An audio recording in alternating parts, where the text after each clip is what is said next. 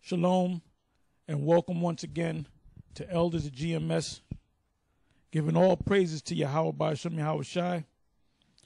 Today's topic is entitled, The Origins of Esau's Money System. Now, the origins of Esau's money system really goes back to Jake's money system. And when we go into these documents and these scriptures, you're going to have a full understanding of that. Now, Esau is interchangeable with the name the Rothschilds. So this could have very easily be entitled The Origins of the Rothschilds Money System. All right, because the Rothschild family, banking family, or banking elite, you know, according to the documents that's out there, they're still on top. I don't know if there's any rivals that's trying to push them out the box, but it all goes back to the power of the Most High anyway. The Most High controls everything, all right? You got something, Mark? Now, this is out of the book Satan's Angels Exposed by Salem Kerbin, and the title, it's chapter 24, The Money Manipulators and Greed for Power. All right, now this is on page 190. It's called The Rothschilds. It says, internationally, another name linked with extreme wealth has been the family of the Rothschilds. In the history of the very rich, this final paragraph appears on the Rothschilds. And this is how it goes. It says, in the realm of banking, the name of Rothschild is still one to conjure with. One of the great ceremonies of the financial world occurs on each trading day in London, when 5 men gather in the same room to set the opening price of gold on the world market. Of these 5 expert money managers, one is representative of the House of Rothschild, and the room where they meet is in the Rothschild Bank. Yeah, so according to that, they're still on top. But they go back to the 1800s, I believe the 1700s as well. So that's old money. So you got these guys like Bill Gates and Zuckerman or Zuckerberg, whatever the hell his name is, that stole the idea for Facebook from his buddies, which that's what a so-called Jew does. That's what a rat does. Even Ezra Pound wrote a poem entitled Rats. And when you listen to that poem or read that poem, you see that he's talking about those so-called Jews, which are the scum rats. All right? But you have any more of that? Or okay, that was the main point.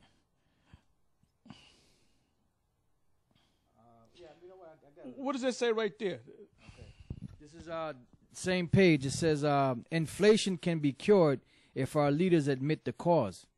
Then it says government policy is responsible for inflation, paying for deficit spending by creating money out of thin air. That debases the currency, makes every dollar worth less. That's inflation. Yeah, now, last night, well, today's date is January the 1st, 2011, and it came in with a bang. There was a terrorist attack in Egypt. There was a tornado in the Midwest. There was a whole lot of things that happened within the last, I would say, 12 to 24 hours. Now, all these different news programs are hoping and praying that things are better in 2011, but I have bad news for you.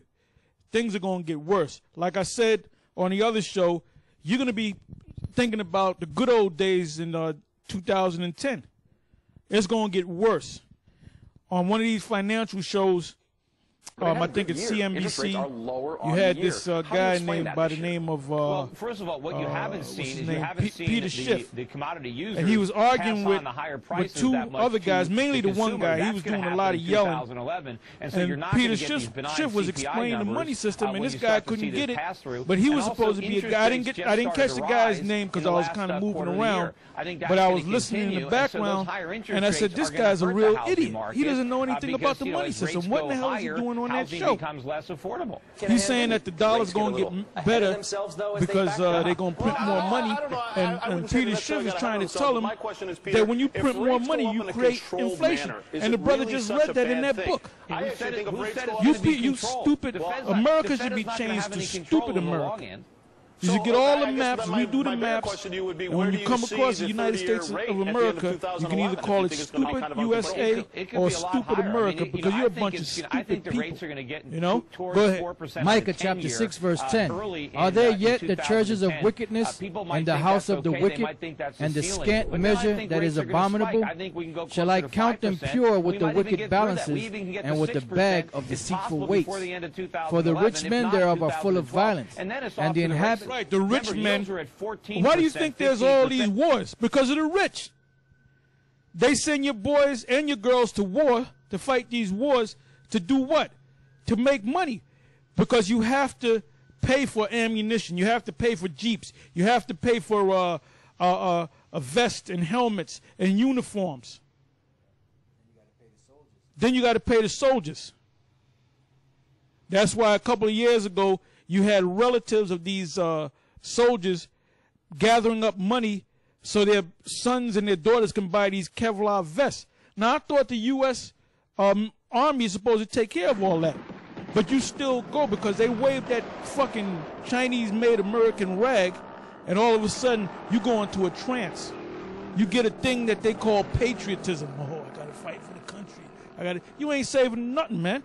You people are stupid, man, with a capital S. Even Henry Kissinger said that. He said military men are stupid animals made for our foreign affairs, something to that effect, for foreign policy. You know, so basically, he's basically telling you that you people that join the military and go to these wars, you're basically just a stupid animal. That's what they think of you. And they're just using you to gain control of the resources of those other lands that they're trying to get to. Yeah, I'm going to let him say it. Yeah, Elder Tar looked up the word GI, or the term GI. It meant galvanized iron. I just wanted to add to what Elder Tar said about that guy that was arguing with Peter Schiff.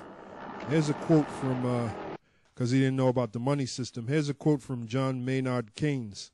It says, "There is no subtler, no surer means of overturning the existing basis of society than to debauch, to corrupt the value of the currency." Now, this is from a book called Vultures in Eagles' Clothing.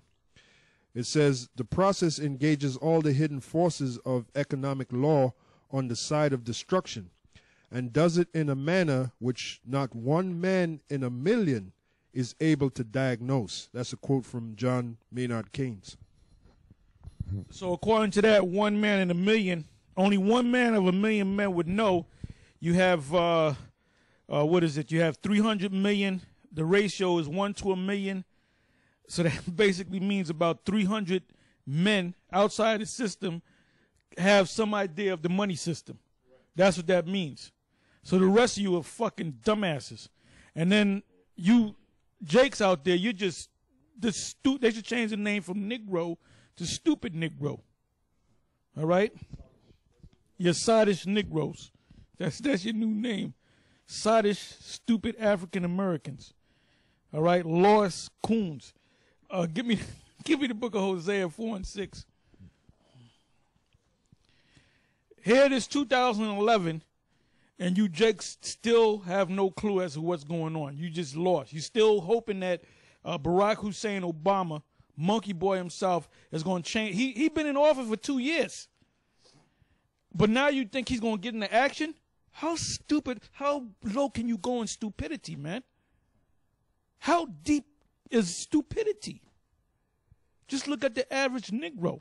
I'm not even going to call you an Israelite. Although you are an Israelite, you jakes that's into Islam, that's in the Baptist church and the Methodist church and Roman Catholics, you in the damn politics and so forth, you have no clue as to what's going on. But like I said earlier, 2011 is going to be a major year, and we're hoping and praying that this is the year that this man goes down. Because it was hell in 2010. It's going to get way worse